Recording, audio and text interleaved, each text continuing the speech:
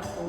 Ada apa ini gerangan Bu Mei mengunjungi saya? Iya, saya ingin menyampaikan ya semacam keluhan begitu Bu Wiwi. Oh, oke, baik. Kalau begitu, apa yang Bu Mei harapkan dari perbincangan singkat kita ini nanti? Iya, saya mengharapkan sebenarnya begini, kita bisa berbagi atau sharing begitu ya Bu Wiwi. Kemudian saya dapat keyakinan kelas yang baru, kemudian bisa melakukan sesuatu yang bermakna juga untuk siswa tentu saja. Jadi makanya saya ingin berbagi seperti itu dengan Bu Wiwi. Oke, baik. Kalau begitu, boleh Bu Mei ceritakan apa sebenarnya permasalahan yang mengganjal di hati Bu Mei ini? Oke, makasih ya Bu Wiwi. Jadi saya itu kan mengajar mata pelajaran ekonomi. Iya, betul. Di kelas F2 seperti itu. Iya. Jadi kadangkala entah saya saja merasa mungkin materinya terlalu sulit untuk anak-anak atau kemudian jamnya juga Bu Wiwi kadangkala kan siang hari. Karena kalau diminta terus pagi kita mengajar kan tentu tidak bisa juga, kita harus berbagi dengan teman-teman yang lain juga seperti itu. Jadi sepertinya kok anak-anak kurang bersemangat seperti itu ya, entah mengantuk lah, ya pokoknya tidak bersemangat begitu Bu Wiwi. Tidak bersemangat ya, dalam belajar ya, betul. Jadi itu yang ingin saya sampaikan. Jadi bagaimana apakah solusi atau caranya atau bagaimana gitu. Oke. Kalau yang Bu Mei harapkan kondisi pembelajaran di kelas itu seperti apa? Ya tentu seru begitu ya. Anak-anak merasa bahwa pembelajaran itu menarik untuk mereka. Kemudian suasananya juga ya bagaimana ya, seru juga untuk mereka, nyaman mereka di kelas seperti itu. Dalam kelas, baik. Itu dengan pembelajaran seru, menarik, nyaman, pasti tercipta lah kira-kira ya Bu. Nah, kalau menurut Bu Mei nih, untuk menciptakan pembelajaran yang seru tadi, yang menarik tadi, sehingga menimbulkan kenyamanan, kira-kira apa ya yang bisa kita kerjakan di dalam kelas itu? Mungkin yang pertama bagaimana semangat anak muncul kembali setelah mungkin mereka keluar main, istirahat. Kemudian kan biasanya anak-anak kalau setelah keluar main istirahat itu mereka makan, biasanya ada ngantuk-ngantuknya gitu. Jadi bagaimana supaya mereka tuh tentu satu tidak ngantuk, supaya semangatnya kembali ada begitu. Oke. Nah, untuk menciptakan suasana yang tidak mengantuk itu kira-kira Bu Mei ingin melakukan apa dengan si anak? Mungkin baiknya bergerak begitu ya Bu Wiwi. Diajak anak bergerak. Ya, supaya mereka yaitu karena kalau menonton saja dia memperhatikan kita di kelas itu kalau lama-lama seperti saya mendongeng bagi mereka. Seperti saya menceritakan, saya bercerita. Jadi mungkin bisa jadi itu penyebabnya karena mungkin jadinya kurang bergerak. Ini maksud saya tuh nanti saya ajak anak-anak bergerak supaya lebih fresh, supaya lebih rileks begitu Bu Wiwi. Oke. Untuk mengajak anak bergerak ini kira-kira apa yang bisa kita kerjakan di kelas ya Bu Mei? Jadi saya pernah waktu itu melihat video pembelajaran. Saya perhatikan guru-guru itu ketika siswanya sudah mulai lowbat, sudah mulai lowbat, mereka tuh lakukan semacam ice breaking begitu Bu Wiwi. Jadi bergerak dengan suara, dengan lagu begitu diperdengarkan. Biasanya kan ya menarik begitu bagi mereka kan. Kalau ada irama, ada lagu. Saya pikir itu bisa barangkali kita jadikan penyemangat anak-anak. Oke, luar biasa sekali. Berarti Bu Mei mau mencobakan ice breaking ini di dalam pembelajaran. Bu Mei sudah mencari beberapa referensi tentang ice breaking ini. Iya, kayaknya kalau yang apa namanya tuh banyak tuh ya Bu Wiwi berseliweran gitu, macam-macam gerakan-gerakan, kemudian musik-musiknya.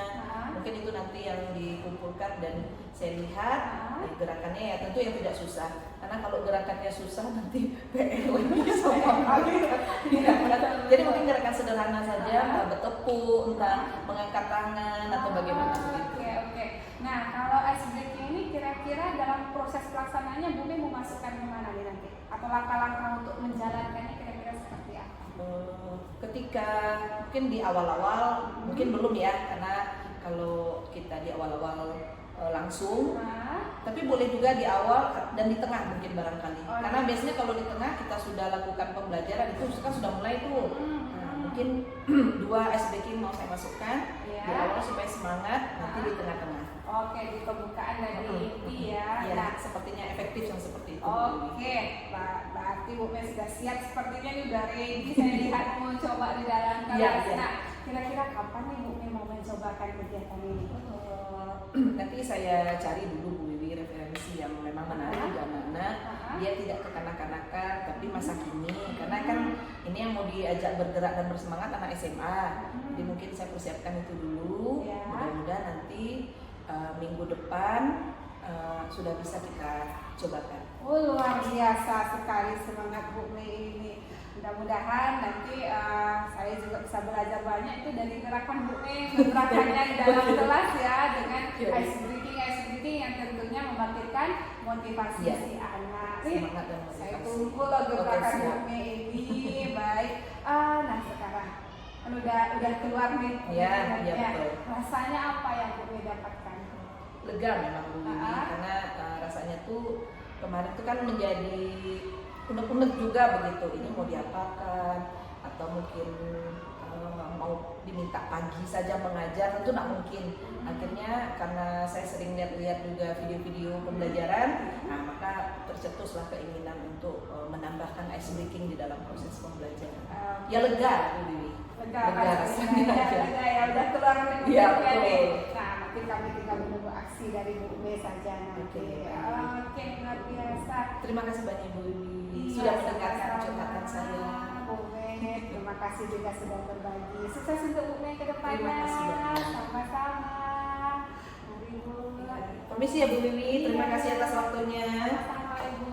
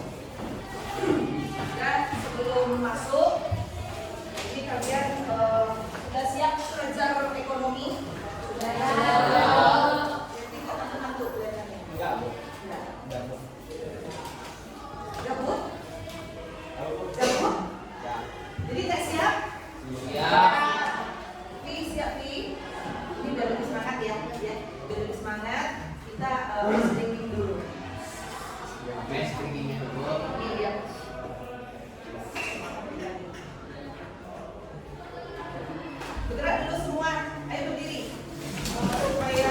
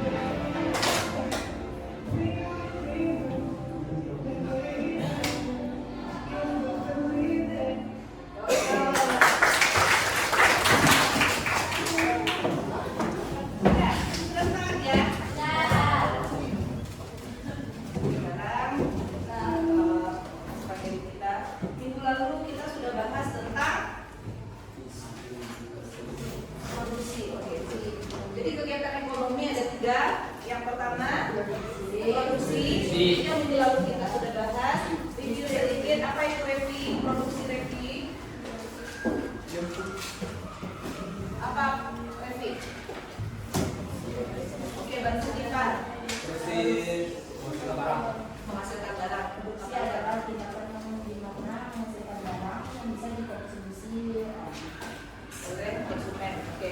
Jadi intinya ketika kita menghasilkan barang atau bahasa ekonominya menambah nilai guna suatu barang itu namanya produksi. Tujuannya buat apa tujuannya Radin? memenuhi kebutuhan konsumen. Kebutuhan konsumen. Udah ya, diproduksi sudah. Sekarang masuk kita bahasannya distribusi. Oke. Jadi ada ilustrasinya seperti ini. Siapa yang tadi pagi tidak beli? Nggak ada. Berarti pagi semua ya? Iya. Mandi pakai sabun? Ya. Beli sabun di mana? Di warung, ada di toko, ada di mana lagi? Supermarket. Ada yang langsung beli. Yang sabunnya tahu kalian produksi mana aja? Apa Revi? Sabun produksi mana? Level berarti PT apa itu? Unilever. Ada yang beli sabun PT Unilever? Ada. Ada yang Cikarang sana? Ada. Berarti dari PT Unilever sampai ke warung kita apa namanya itu? Yang namanya distribusi. Jadi tidak ada cerita kita belanja langsung ke pabrik. Oke, tidak ada langsung PT atau pabrik. Jadi yang akan kita bahas itu adalah distribusi. Oke, silakan dulu dilihat itu di dalam panduan kita. Itu di dua macam buku kita tuh ada ya. Di buku yang baru ada, kemudian buku yang lama juga ada tentang distribusi. Oke, jadi udah paham itu sedikit ya, bahwa kita supaya sampai barang ke tangan kita itu ada yang namanya distribusi. Sehingga apa pengertiannya?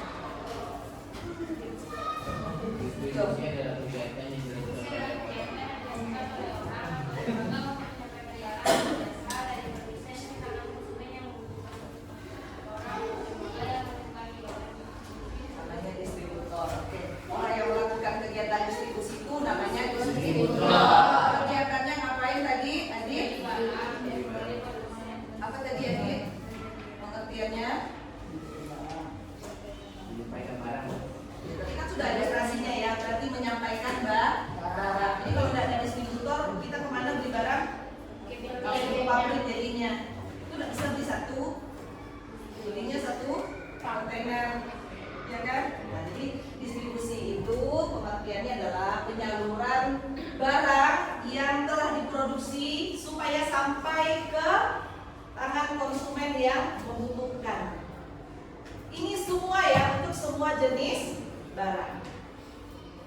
Nah, kemudian kegiatan-kegiatan distribusi itu apa saja? Apakah maksudnya tuh hanya membeli kemudian sampaikan?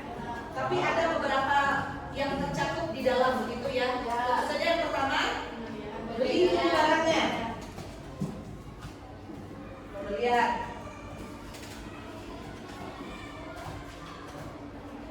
Kemudian pembelian dulu kita lihat satu-satu ya. Pembelian itu yang dilakukan oleh distributor. Tadi kan lembaga atau orang yang menyampaikan barang tadi namanya adalah distributor. Jadi distributor tahap pertama ngapain dia? Membeli barang ke produsen. Kemudian kegiatan kedua setelah itu ngapain lagi? Dipilih, dipilah, dan dikelompokkan. Biasanya bagaimana barang itu kalau dikelompokkan? Enak kalau dikelompokkan dia. Sesuai ukuran, kemudian bentuk, kemudian mutunya. Jadi kadang-kadang barang itu dibeli karena konsumen kita berbeda-beda, ya kan, seleranya. Jadi kita pilah-pilah dulu. Ini makanya ada istilah KW1 ya kan. Ini barang premium dan seterusnya. Itu tugasnya itu distributor. Oke, yang kedua pemilahan dan pengelompokan barang yang ketiga. Nah, cobalah Hanum. Pembungkusan dan penampakan atau packaging istilahnya. Itu kegiatan distribusi yang ketiga. Apa ini dia? Membungkus dan mengopak barang yang sudah dibuka agar barang tidak terlalu besar. Oke, jadi dibungkus menjadi bagian lebih kecil mungkin barangkali ya. Ya, karena kalau dari pabrik itu tentu sudah ada packagingnya. Kalian pernah beli makan apa namanya itu ke pet shop, makan kucing? Pernah. Jadi belinya satu karung apa satu bungkus? Jadi yang bungkus-bungkus ke sini tuh siapa yang buat? Ya distributornya ya. Jadi dari distributor nanti ada agen lagi, baru pedagang eceran. Biasanya pedagang eceran juga lakukan packaging gitu ya. Dia susun sedemikian rupa, artinya tuh eceran tuh ya diecer lagi gitu ya. Jadi nggak mungkin dia jual dalam bentuk langsung satu ton gitu. Kalau dia penjual itu tentu saja membelinya banyak, jadi kemudian supaya sampai ke tangan ke konsumen maka di packaging lagi, di packing lagi menjadi bagian lebih kecil. Itu yang ketiga. Seterusnya apa lagi? Apa lagi? Menjaga. Ini maksudnya apa? Disimpan sementara. Tujuannya biar apa itu? Jadi barang yang dibeli itu akan laku semua kan dalam waktu dekat. Jadi kalau nggak laku, Simpan di gudang. simpan di gudang ya, penggudangannya, warehouse istilahnya. Jadi supaya dia tetap aman, kita simpan, tentu di package baik-baik gitu ya. Kemudian disimpan di tempat yang aman agar nanti sampai ke tangan konsumen masih bagus, masih layak untuk dikonsumsi. Kemudian yang terakhir, pengangkatan dan pengangkutan. Hanya misalnya bagaimana ini ideal? Bagaimana pengangkatan dan pengangkutan itu ideal?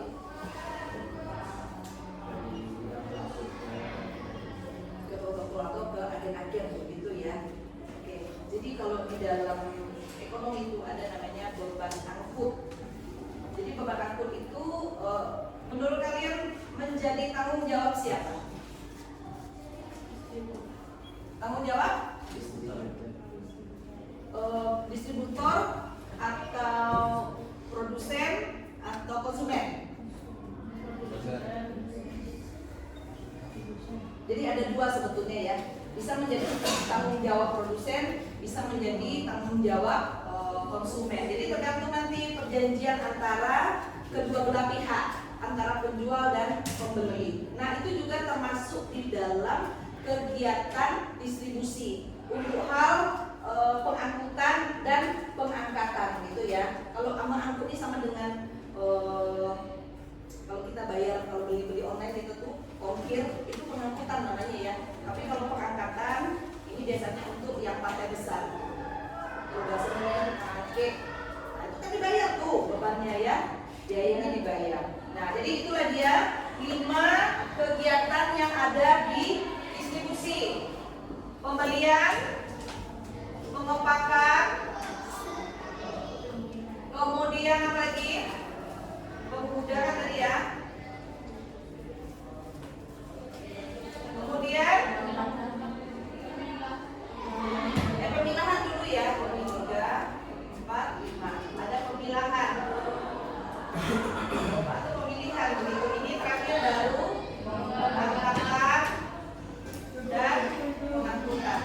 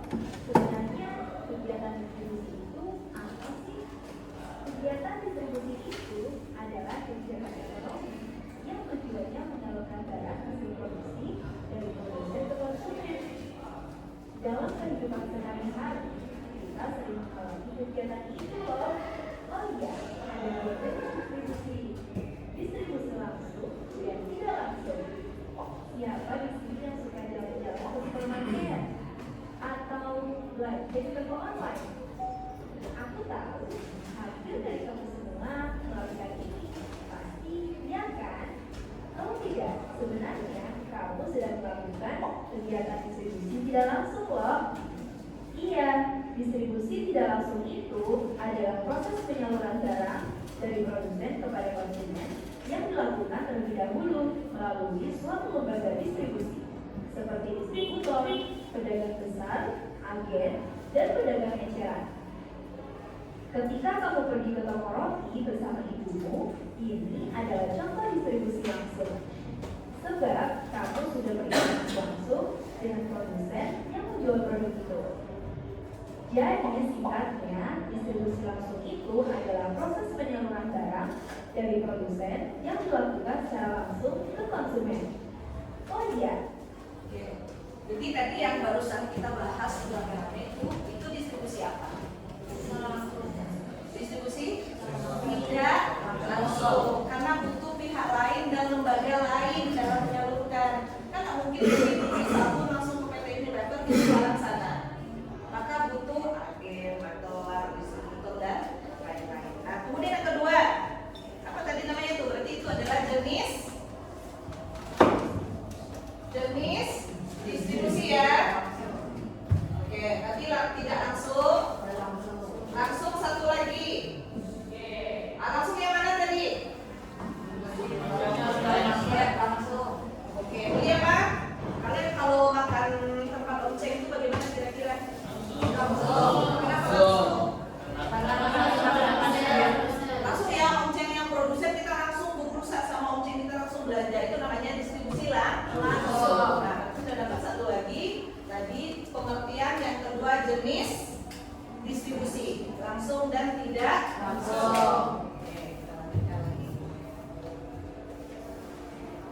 Perlu diingat bahwa berhasil tidaknya dari kegiatan distribusi itu dipengaruhi oleh beberapa faktor. Pernahkah kamu mengalami keterlambatan mendapat barang yang kamu pesan di toko online? Biasanya sih itu disebabkan masalah logistik atau di sini kita sebut sebagai faktor yang mempengaruhi kegiatan distribusi. Selain logistik konsumen, jumlah pesanan, dan kebiasaan dalam pembelian juga termasuk dalam faktor pasar yang mempengaruhi jalannya kegiatan distribusi. Oh iya, kemarin ayahku membeli laptop di toko online. Ketika laptop itu sudah datang, ayah merasa senang karena mendapat laptop itu dalam keadaan yang sangat baik dan aman. Sebab produsen telah memberikan pengemasan yang baik untuk melindungi barang dari kerusakan selama pengiriman. Nah, pengemasan yang baik ini termasuk dalam faktor barang. Adapun pertimbangan yang digunakan dalam faktor barang ini bersangkutan dengan barang tersebut tentunya, seperti besar dan berat barang, mudah rusaknya barang, dan standar barang. Nah, itu tadi kegiatan distribusi yang ada di sekitarku. Kalau di sekitarmu ada kegiatan distribusi apa aja ya? Tulis di bawah komentar ya. Oke, sampai sini dulu videonya. Semoga bermanfaat. Sampai jumpa di video selanjutnya. Oke. Berikutnya apa lagi yang bagian terakhir itu? Faktor yang mempengaruhi distribusi. Kita bahas itu lagi.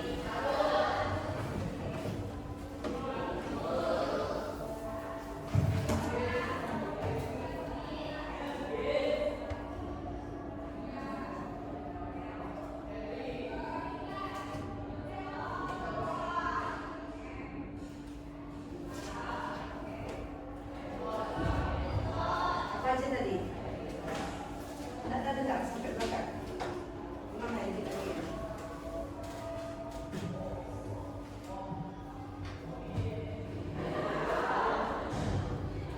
Yang kamu pesan di toko online, biasanya sih itu disebabkan masalah logistik atau di sini kita sebut sebagai faktor yang mempengaruhi kegiatan distribusi. Selain logistik konsumen, jumlah pesanan, dan kebiasaan dalam pembelian juga termasuk dalam faktor pasar yang mempengaruhi jalannya kegiatan distribusi. Faktor pasar. Apa aja tadi? Logistik. barangnya gitu ya. Kemudian apa lagi tadi? Pesanan. Pasar itu artinya karena dia datang dari konsumen. Jadi permintaan pasar itu apa saja yang mempengaruhi logistik, lancar atau tidaknya itu ya. Kemudian apa lagi tadi? Pesanan. Kemudian kebiasaan, selera dan lain-lain ya. Oh iya, kemarin ayah kan membeli waktu ke online. Ketika waktu itu sudah datang, ayah merasa senang karena mendapatkan waktu itu dalam keadaan yang sangat baik dan aman. Sebab produsen telah memberikan pengemasan yang baik untuk melindungi barang dari kerusakan selama pengiriman. Nah, pengemasan yang baik ini termasuk dalam faktor barang. Adapun pertimbangan yang digunakan dalam faktor barang ini bersangkutan dengan barang tersebut tentunya, seperti misalnya berat barang, mudah rusaknya barang, dan standar barang. Nah, itu tadi. Barang atau produk gitu ya. Faktor yang kedua, produk. Tadi ada lagi diselipkan produsen. Yang logistik tadi termasuk ke sini tadi itu adalah faktor ya perantara atau distributornya ya. Nah, itu sudah jelas. Jadi ini adalah faktor-faktor yang mempengaruhi. Jadi faktor produk itu tentu saja mempengaruhi distribusi itu sendiri. Karena apa? Produknya bagaimana biasanya ini Kirana? Produk yang bagaimana gitu yang mempengaruhi? Kasihkan nonton videonya ya. Bagaimana? Ada yang bisa bantuin? Najma bisa mempengaruhi distribusi si produk itu? Lancar atau tidak? Kan tadi itu di videonya terpending ya kan? Iya, Bu. Apa saja hal-hal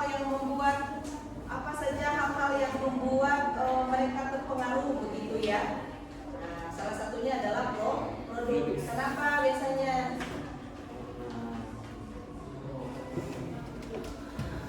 Apa yang perlu dipertimbangkan? Besar, berat, kemudian apa lagi? Mudah rusak atau tidak? Itu kan mempengaruhi nanti tuh saluran distribusinya, lama atau tidak sampainya dan seterusnya. Yang kedua, apa lagi? Lestari. Yang kedua apa Lestari? Faktor pasar.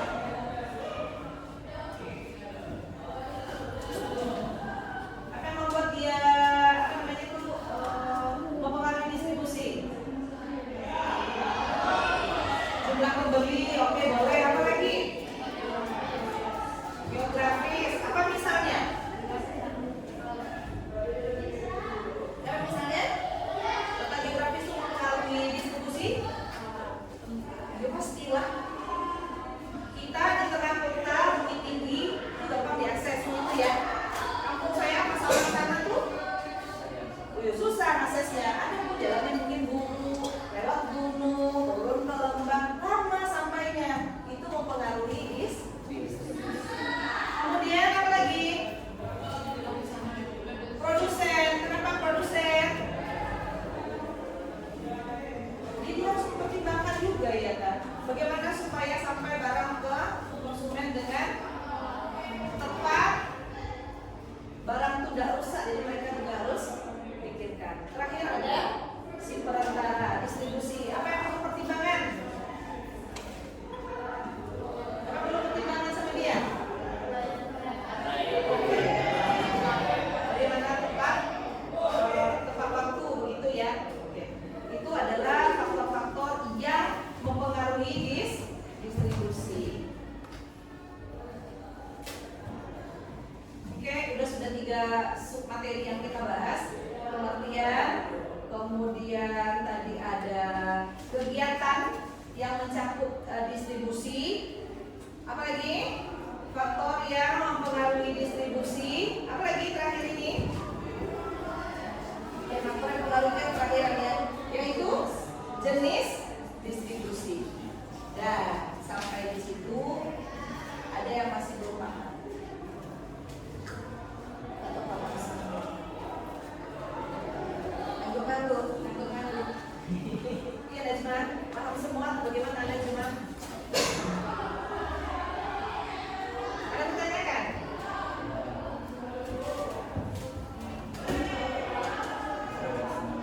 Jago orangnya. Ikut jamaah yang buka matanya udah sayu-sayu lagi. Senang lagi kita. Boleh saya kasih tugas tambah satu lagi? Mau gerak lagi? Mau? Siap. Ayo, Bapak. Anggap kegiatan kita siang-siang ini. Masih ada satu lagi ya? Ya semangat nanti saya kasih waktu dulu membuat peralatan.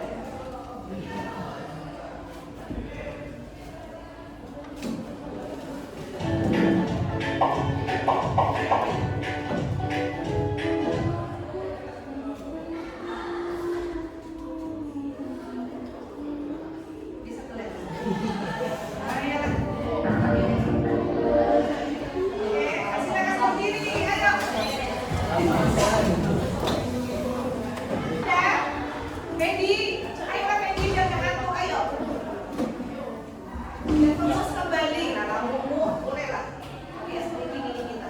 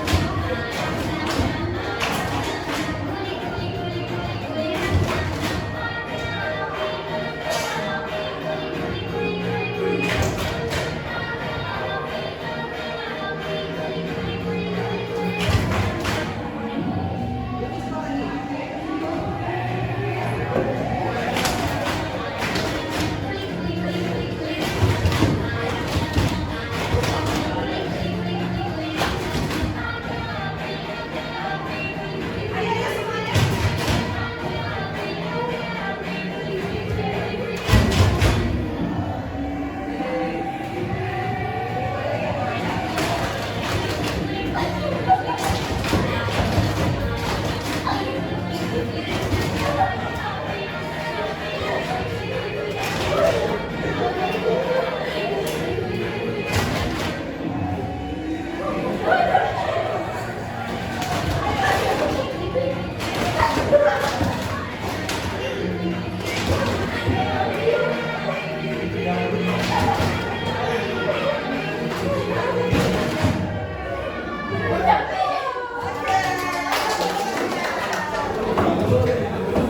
Bila ngantuknya kan? Kasih satu lagi. Boleh lah tambah yang kalian beli kopi mesin. Kita sudah 2 kali nih. Oke, itu dia bahasan kita tentang distribusi. Jadi yang pertama tadi ada pembagian, kemudian kegiatan, kemudian jenis dan faktor yang mempengaruhi distribusi. Silakan jika ingin membuat ringkasannya 5 menit saja. Kan sudah konsentrasi lagi. Oke, nah udah. Dan berikutnya untuk supaya lebih paham dan jelas, silakan dibuat latihan halaman 79 sampai dengan 80 tentang materi kita ini distribusi. Jadi ada 5 itu soal pilihan ganda, sama ada 1 soal esai. Ya, buat di buku latihan itu adalah tugas personal. Nanti untuk untuk menjelaskan kita pilih random saja. Oke, baiklah kita tutup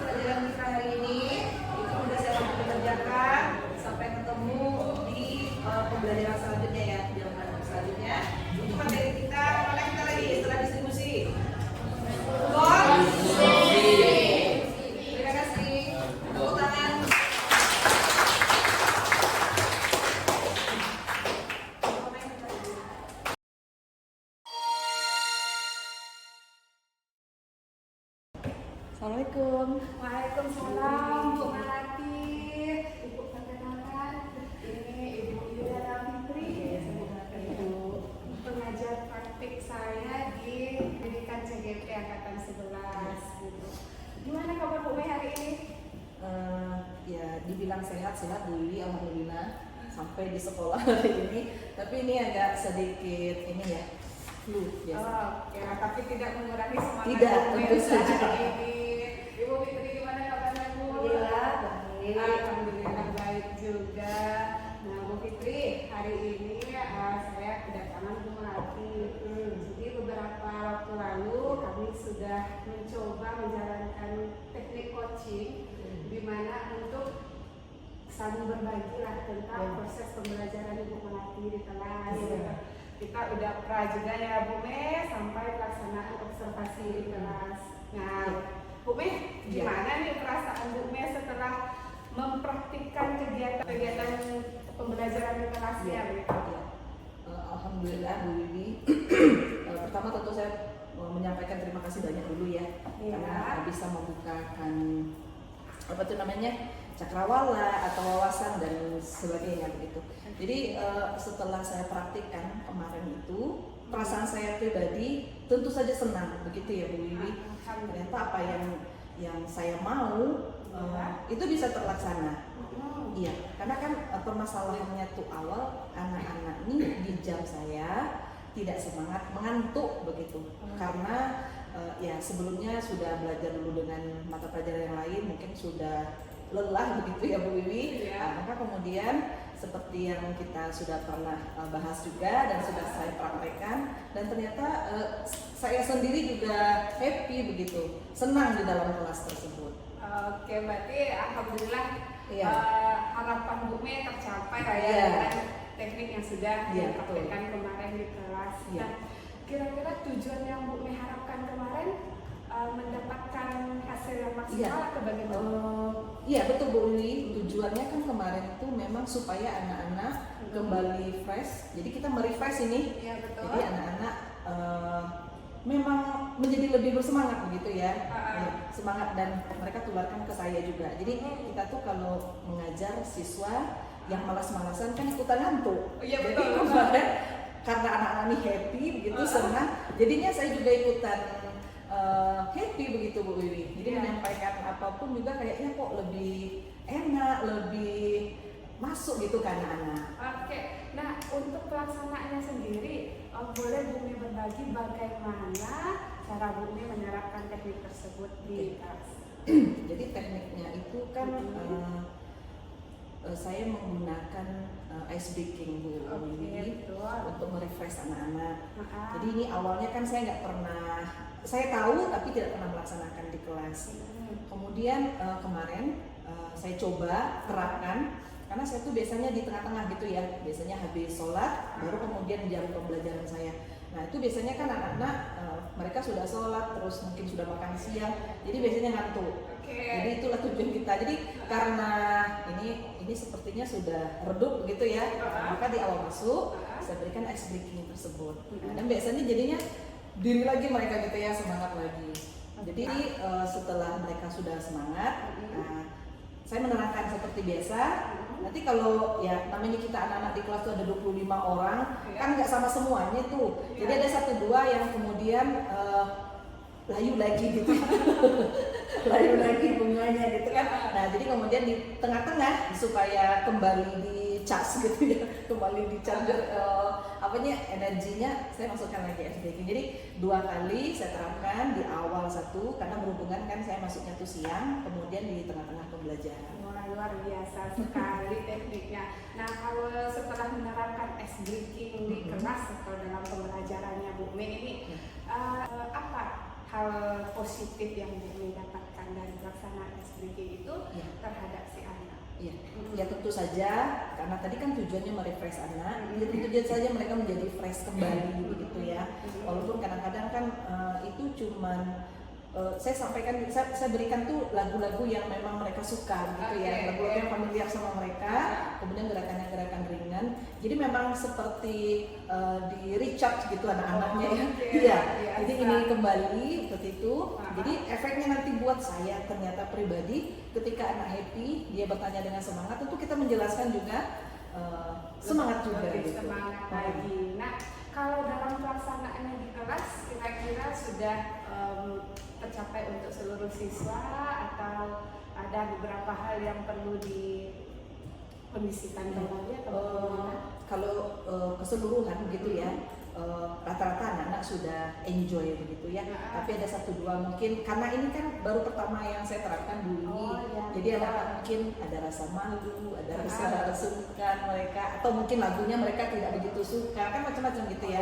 Nah itu biasanya kalau yang gerakan-gerakan seperti itu kemarin itu yang saya perhatikan laki-laki kayaknya. Kalau yang perempuannya happy aja. Karena kita Iya, mungkin malu mungkin.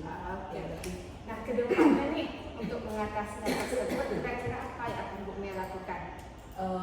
Ya mungkin dicari, saya pikir saya cari mungkin ini ya referensi yang lain, maksudnya tuh dari lagunya, kemudian gerakannya mungkin menjadi lebih ringan, yang bisa begitu ya, yang istilahnya tuh laki-laki dan perempuan nggak malu gitu lakuin gerakannya gitu. Seperti itu mungkin Bu. Oke, luar biasa sekali dengan semangat Bu Mia dalam penerapan ice breaking-nya ini. Nah sekarang Bu Mia, setelah kita melalui pra-observasi sampai observasi dan sekarang kita berada di tahap pasca observasi. Nah setelah Bu Mia membincangkan hal ini dengan saya, kira-kira apa yang Bu Mia rasakan? Yang pertama tentu saja saya seperti mendapatkan solusi begitu ya Bu Wiwi. Jadi kayak ini kalau boleh refresh tuh waktu kita mau ujian kopre kan banyak yang menghimpit tuh. Jadi sekarang tuh kayaknya oh iya ini ternyata ketemu solusinya gitu. Jadi mau mungkin di jam pelajaran pagi mungkin akan saya terapkan juga, kemudian nanti yang siang mungkin lebih intens lagi apa 2 kali di dalam pembelajaran seperti yang praktek kita kemarin. Jadi mungkin akan terus saya laksanakan begitu Bu. Alhamdulillah, berarti melalui kegiatan ini kurang lebih Bu Mia menambah semangat Bu Mia dalam penerapan ice breaking di kelas dan juga meningkatkan semangat belajar baik dari Bu Mia sendiri dan juga anak-anak didik di kelas. Baiklah Bu Mia, gimana? Cukup hari ini luar biasa sekali. Saya sangat berterima kasih Sama-sama, dengan semangat Bu Mia, dengan kegigihan Bu Mia yang selama ini belum pernah ya menerapkan ice breaking. Tahu tapi tidak pernah menerapkan ya karena mungkin nggak tahu juga caranya apa bagaimana. Jadi ya saya makasih juga ke Bu Wiwi dan Ibu Yuli karena sudah memilih begitu ya. Kayaknya yang ekonomi bagus karena ekonomi itu kan saing kelompoknya. Jadi anak-anak seperti melihat belajar matematika barangkali. Jadi agak ini bosan ini segala macam. Jadi ngantuk biasanya. Jadi dengan ice breaking ada semangat baru kita di kelas. Alhamdulillah. Pokoknya semangat Bu Mia luar biasa ya Ibu. Atas bimbingan Bu Mia juga luar biasa. Sekali lagi saya ucapkan juga terima kasih atas kerjasama Bu Mia, atas kolaborasi kita pada kesempatan kali ini.